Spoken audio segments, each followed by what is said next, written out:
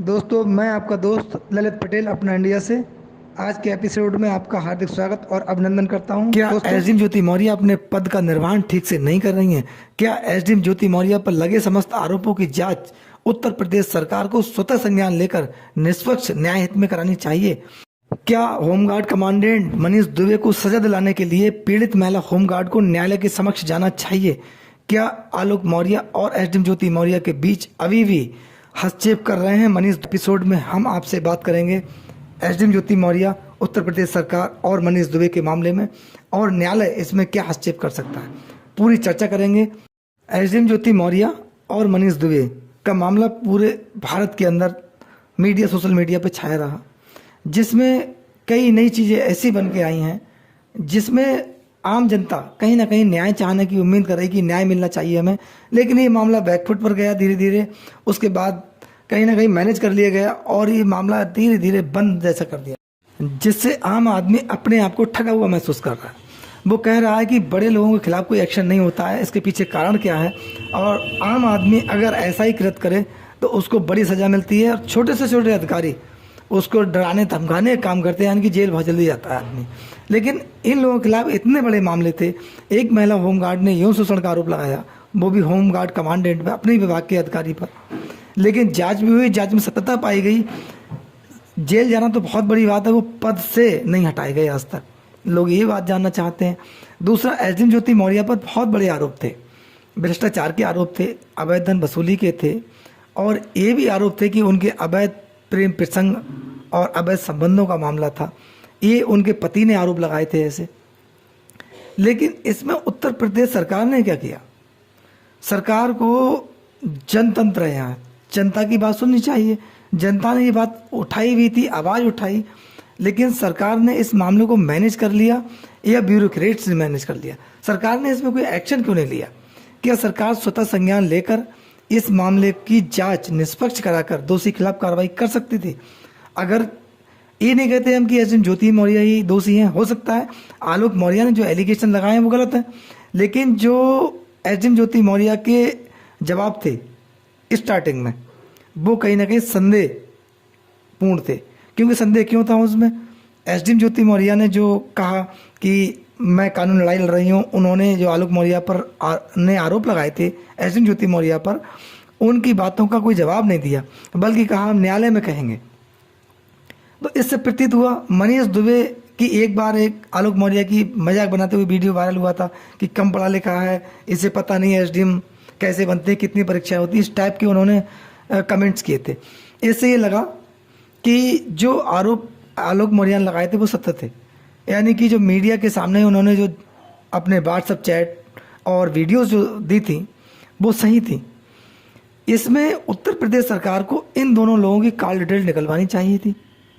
SDM ज्योति मौर्य अपने पद पर रहीं, और पद पर रहते हुए उन्होंने कितने भ्रष्टाचार किए, किस किस से किए, उसकी जांच होनी चाहिए ठीक प्रकार से। इनके पास कितनी संपत्ति है, कहाँ कहाँ संपत्ति है, उसका पूरा ब्यौरा जांच के द्वारा इकट्ठा कराना चाहिए था। इनके बैंक अकाउंट जो थे उसमें कितना पैसा कहाँ से आया, कितना जमा है, कब निकाला गया, ये ब्यौरा होना चाहिए। इतने कम समय में इतनी संपत्ति कैसे हासिल हुई? ऐसे ही जांच मनीष दुबे के खिलाफ होनी चाहिए थी। मनीष दुबे के पास कितनी संपत्ति है, वो संपत्ति कहाँ कहाँ है, उनका ब्यौरा होना चाहिए था, लेकिन ऐसा नहीं हुआ। मनीष दुबे की पत्नी तनु पाराशर भी कानून लड़ाई लड़ रही हैं मनीष दुबे के खिलाफ। उन्होंने भी गंभीर आरोप लगाए थे कि इनके अन्य कई महिलाओं से अवैध संबंध हैं। होमगार्ड कमांडेंट के खिलाफ होमगार्ड महिला ने तो आरोप लगाए थे, लेकिन मनीष दुबे की पत्नी तनु पाराशर ने भी आरोप लगाए थे कि इससे पहले ये 3 विवाह और कर चुके हैं, जिसमें मुझे गुमराह किया, धोखा किया मेरे साथ। इसमें एफआईआर क्यों नहीं हुई? एफआईआर दर्ज होनी चाहिए थी, जांच होती। अगर एफआईआर होने के बाद जांच में मनीष दुबे ठीक पाए जाते, कोई नहीं उसके बाद, लेकिन ऐसा कुछ नहीं हुआ। तो लोगों का ये कहना है कि यह कानून गरीब लोगों के लिए बना है, इसमें उत्तर प्रदेश ने सरकार ने संज्ञान क्यों नहीं लिया? अब ऐसा जानकारी में आया है कि अब इस मामले में उत्तर प्रदेश सरकार कहीं ना कहीं ये देख रही है कि एसडीएम ज्योति मौर्य का अपने पद का निर्वहन करते हुए किस प्रकार के कार्य किए गए हैं। क्या इन्होंने जनता को ठगने का काम किया है, वो कहाँ कहाँ से किया है, कहीं ना कहीं इसकी जानकारी जुटाई जा रही है। उसके बाद इसमें एक्शन होने की उम्मीद है, ऐसा कुछ चर्चाओं में है, कुछ जानकारी में भी आया है। थोड़ा नज़दीकी लोगों के द्वारा ये पता लगा है कि एसडीएम ज्योति मौर्य जो बरेली के सेमीखेड़ा शुगर मिल में हैं, वहाँ पर लोगों ने कुछ ने बताया है कि कुछ लोग यहाँ पूछताछ के लिए भी आए थे सरकार की तरफ से। तो इसमें एक अंदर अंदर कहीं ना कहीं सरकार इसमें सख्त होती दिखाई दे रही है, क्योंकि जनता मायूस है। सरकार के पास लिखित प्रार्थना पत्र जा रहे हैं कि इस मामले में क्या हुआ, जांच हुई नहीं हुई, क्यों नहीं हुई इसमें। क्योंकि जब से आलोक मौर्य ने अपनी शिकायत वापस ली है, तब से लोग ये मान रहे हैं कि एसडीएम ज्योति मौर्य को रिलीफ मिल गया, लेकिन नहीं, भ्रष्टाचार का मामला है। और भ्रष्टाचार का मामले में सरकार ने तुरंत संज्ञान नहीं लिया, उसके पीछे कारण क्या है, लेकिन अब इनके खिलाफ साक्ष्य जुटाए जा रहे हैं। अगर इन्होंने कृत किए हैं तब इनके खिलाफ एक्शन होगा। दूसरी बात, जो महिला होमगार्ड थी, जो पहले से ही पीड़ित थी, क्योंकि वो मृतक आश्रित में होमगार्ड बनी थी, उनके पिता की डेथ हो गई थी। उसके बाद वो लड़की होमगार्ड हुई, उसको मनीष दुबे ने अपने आवास पर जबरन कई बार बुलवाया, वरना ड्यूटी नहीं देने की बात कही, उसको ड्यूटी नहीं दी गई, परेशान हुई, अकेले में बुलाना, इस प्रकार के आरोप जो थी महिला होमगार्ड ने लगाए थे। मैं उनका नाम लेना नहीं चाहूँगा, हालांकि लास्ट वीडियो में उनका नाम लिया था मैंने, लेकिन वो महिला ने आरोप लगाए, जांच हुई, 3 बार आरोप लगाए, लिखित प्रार्थना पत्र दिया, जांच हुई, लास्ट में जांच हुई। उसके बाद मनीष दुबे के खिलाफ एफआईआर दर्ज करने और इनको निलंबित करने का सिफारिश की गई थी, लेकिन आज तक कुछ नहीं हुआ। ऐसे में पीड़ित महिला की स्थिति क्या होगी आप और हम जान सकते हैं। पीड़ित महिला के लिए कहीं डराया भी जा रहा होगा, धमकाया भी जा रहा होगा, क्योंकि होमगार्ड है, गरीब वर्ग की होगी, सीधी सी बात है, इसमें कहने में कोई गुरेज नहीं। लेकिन उसकी स्थिति क्या होगी, उसे न्यायालय के समक्ष जाना चाहिए, लोगों को उसकी हिम्मत बनानी चाहिए, जो कानून के जानकार हैं उनको भी मदद करनी चाहिए, क्योंकि एक पीड़ित महिला ने बहुत साहस किया और मनीष दुबे के खिलाफ अगेंस्ट खड़े होने का प्रयास किया और खड़ी भी हुई, लेकिन अब वो अकेली है, उसका साथ देने वाले लोग नहीं हैं। कहीं ना कहीं उसका साथ देना चाहिए लोगों को।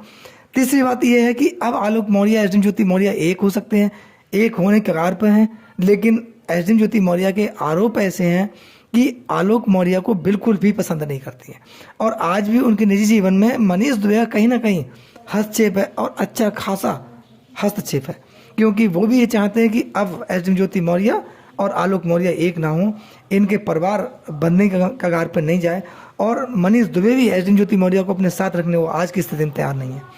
तो लेकिन हस्तक्षेप बराबर है, वो क्यों है, इसके पीछे कारण क्या है, हम और आप इसको भी जान सकते हैं, समझ सकते हैं, क्योंकि ये मामला काफ़ी मीडिया में आया हुआ है। ऐसे में आलोक मौर्य के बच्चे क्या पिता का सुख पा सकते हैं?